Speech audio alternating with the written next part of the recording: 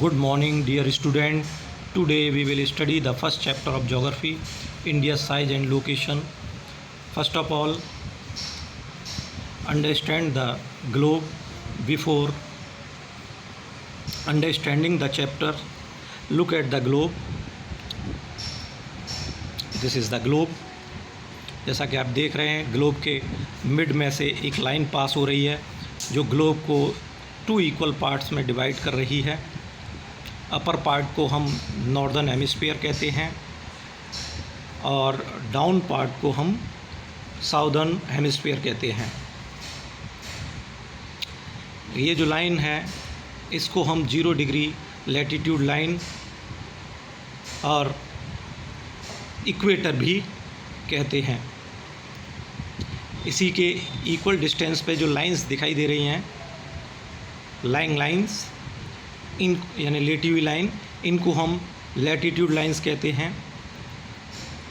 Equator के north में ये 90 लाइंस हैं और इक्वेटर के साउथ में भी ये 90 हैं। 90 + 90 180 लैटिट्यूड लाइंस हैं ग्लोब पर। और आप देख रहे हैं कि इक्वेटर के नॉर्थ में इंडिया है, इसलिए इंडिया नॉर्दर्न हेमिस्फीयर में है। ये आप देख रहे हैं डार्क लाइन जो नॉर्थ हेमिस्फीयर नॉर्थ पोल से साउथ पोल तक ये मिलाती हुई दिख रही है। इसको हम 0 डिग्री लॉन्गिट्यूड लाइन और ग्रीनविच लाइन भी कहते हैं। इसके ये इस साइड में वेस्ट साइड है और ये ईस्ट साइड है। इसको वेस्टर्न हेमिस्फीयर भी कहते हैं, इसे ईस्टर्न हेमिस्फीयर भी कहते हैं। तो इंडिया, जैसा कि आप देख रहे हैं, ईस्टर्न हेमिस्फीयर में है। और ये जो वर्टिकल लाइंस हैं जो दिखाई दे रही हैं, ये लॉन्गिट्यूड लाइंस हैं। ईस्ट में ये 180 हैं और वेस्ट में भी 180, टोटल हो जाती हैं 360 लॉन्गिट्यूड लाइंस। 180 + 180 360 लॉन्गिट्यूड लाइंस हैं। इसके वेस्ट में साउथ अमेरिका और नॉर्थ अमेरिका कॉन्टिनेंट हैं, लेकिन हमने उनको नहीं दिखाया है क्योंकि इंडिया के रेफरेंस में हमें यहाँ बात करनी है। इसलिए ईस्टर्न हेमिस्फीयर और नॉर्दर्न हेमिस्फीयर को ही मैंने यहाँ फोकस किया है। अब हम बात करते हैं चैप्टर की।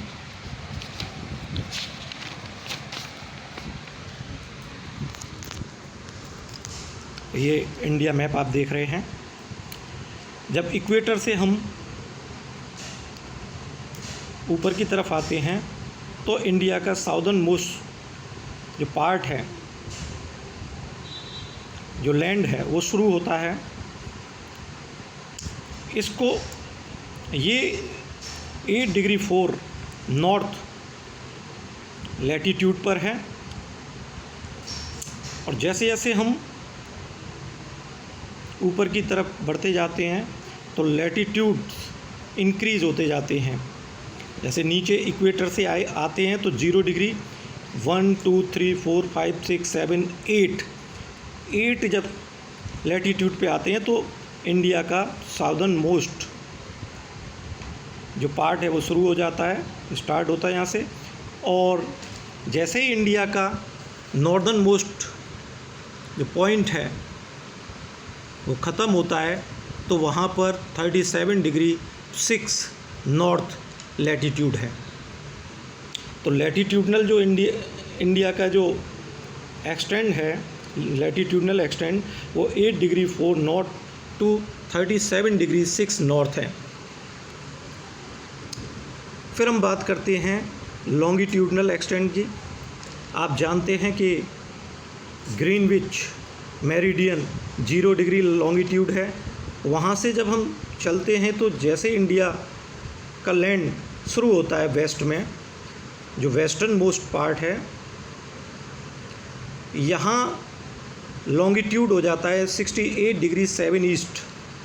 0 डिग्री से हम इतना आ चुके हैं तो ये इंडिया का जो वेस्टर्न मोस्ट जो पार्ट है वो या पॉइंट है, वेस्टर्न मोस्ट जो पॉइंट है वो 68 डिग्री 7 ईस्ट हो जाता है और फिर लॉन्गिट्यूड इंक्रीज़ होते जाते हैं और इंडिया का जो ईस्टर्न मोस्ट पॉइंट है वहाँ जा कर के लॉन्गिट्यूड 97 डिग्री 25 ईस्ट हो जाता है, यानी 97 डिग्री 25 ईस्ट लॉन्गिट्यूड ये इंडिया का ईस्टर्न मोस्ट पॉइंट है।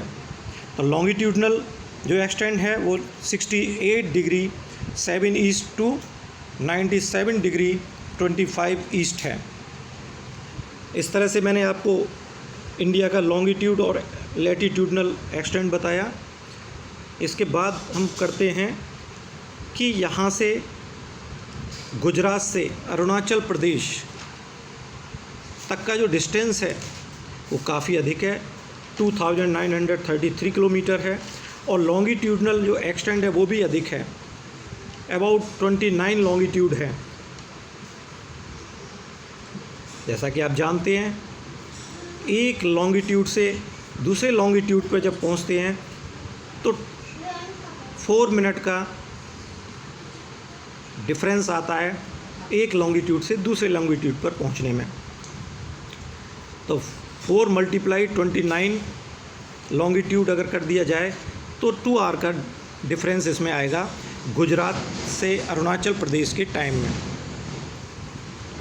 तो यहाँ अरुणाचल प्रदेश में सनराइज़ जो होता है वो 2 आवर पहले होता है गुजरात से, क्योंकि टाइम में डिफरेंस है, वॉचेस में डिफरेंस ना हो, सेम टाइम हो, इसके लिए भारत में इंडिया में जो एक लॉन्गिट्यूड लाइन डिसाइड की गई है जिसको स्टैंडर्ड मेरिडियन बोला जाता है टाइम का डिफरेंस ख़त्म करने के लिए, वो 82 degree 30 east standard meridian line है जो उत्तर प्रदेश के मिर्ज़ापुर से पास होती हुई जाती है। इसी से पूरी कंट्री का जो टाइम है वो डिसाइड होता है। कोई भी पर्सन गुजरात, कश्मीर, हिमाचल प्रदेश, उत्तराखंड, केरल, तमिलनाडु या कहीं भी किसी भी स्टेट्स में है, सभी की जो वॉचेस में जो टाइम है वो सेम होगा, ये ध्यान रखा गया है। अब बात आती है एक कन्याकुमारी से कश्मीर तक का जो डिस्टेंस है, साउथ से नॉर्थ तक का जो डिस्टेंस है इंडिया का, वो 3214 किलोमीटर है। तो ये वेस्ट टू ईस्ट और नॉर्थ टू साउथ ये डिस्टेंस हुआ। इसके बाद आता है एरिया। इंडिया का total area 3.28 million square kilometre है और 7th largest country of the world है इंडिया। एरिया की दृष्टि से अगर देखें, यानी विश्व का 7वें नंबर का देश है, 7वां बड़ा देश है। इससे बड़े जो कंट्रीज़ हैं वो Russia, China, Canada, USA, Brazil, Australia India से बड़ी कंट्रीज़ हैं। फिर इसके बाद हम बात करते हैं लैंड बाउंड्री की। इंडिया की जो लैंड बाउंड्री है गुजरात से स्टार्ट होती है, राजस्थान होते हुए पंजाब, जम्मू कश्मीर, हिमाचल प्रदेश, उत्तराखंड, उत्तर प्रदेश, बिहार, सिक्किम, वेस्ट बंगाल, अरुणाचल प्रदेश, नागालैंड, मणिपुर, मिज़ोरम, त्रिपुरा, मेघालय, फिर वेस्ट बंगाल। यहाँ तक जो लैंड बाउंड्री की जो लेंथ है वो 15,200 किलोमीटर है। इसके बाद हम बात करते हैं कोस्ट लाइन लेंथ की। जो कोस्ट लाइन है वो भी गुजरात से स्टार्ट होती है। गुजरात से महाराष्ट्र, गोवा, कर्नाटका, केरला, तमिलनाडु, आंध्र प्रदेश,